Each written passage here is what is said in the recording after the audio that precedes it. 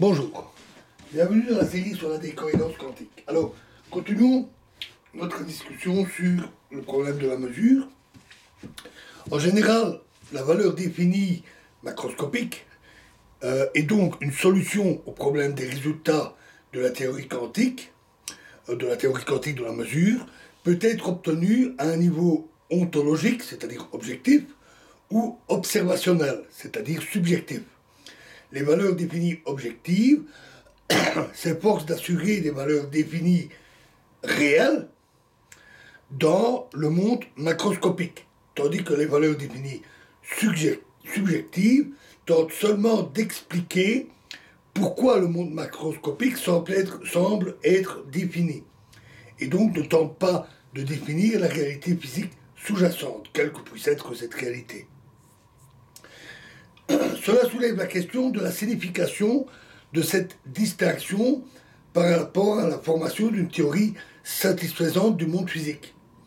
Il peut sembler qu'une solution au problème de la mesure, basée sur une valeur définie, garantie subjective mais pas objective, est seulement bonne pour tout usage pratique, abrégée de manière plutôt désobligeante, comme FAPP, par Bell en 1990, qui veut dire For All Practical Purpose, et donc n'est pas capable de résoudre le problème fondamental qui semblerait pertinent pour la construction d'une théorie précise que Bell réclamait de manière assez véhémente. Il semble cependant que cette critique n'est pas justifiée et que les valeurs définies subjectives pourraient être vues à l'égal des valeurs définies objectives par rapport à une solution satisfaisante du problème de la mesure. Nous demandons des valeurs définies objectives car nous faisons l'expérience au niveau subjectif de l'observation. C'est ce que nous constatons par nos sens. Et cela ne devrait pas être vu comme une nécessité a priori pour une théorie physique.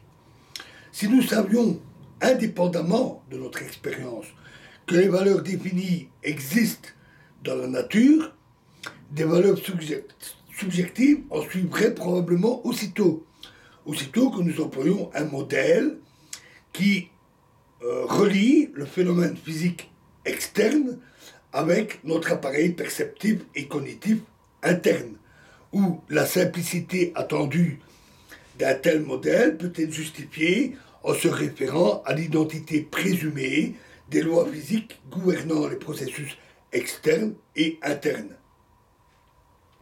Mais puisque la connaissance est basée sur l'expérience, c'est-à-dire sur l'observation, l'existence de valeurs définies objectives peut seulement être dérivée de l'observation de valeurs définies.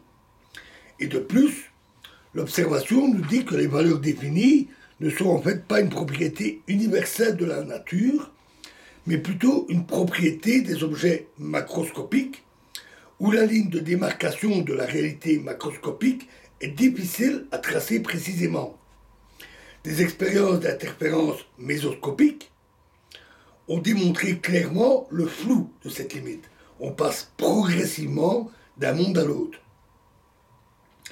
Étant donné la perte de définition précise de la limite, toute demande pour des valeurs définies fondamentales au niveau objectif devrait être basée sur un engagement beaucoup plus profond et plus général vers des valeurs définies qui s'appliquent à toute entité physique ou système de long en large, sans s'occuper de sa taille ou de ses propriétés physiques, ce qui n'est pas facile.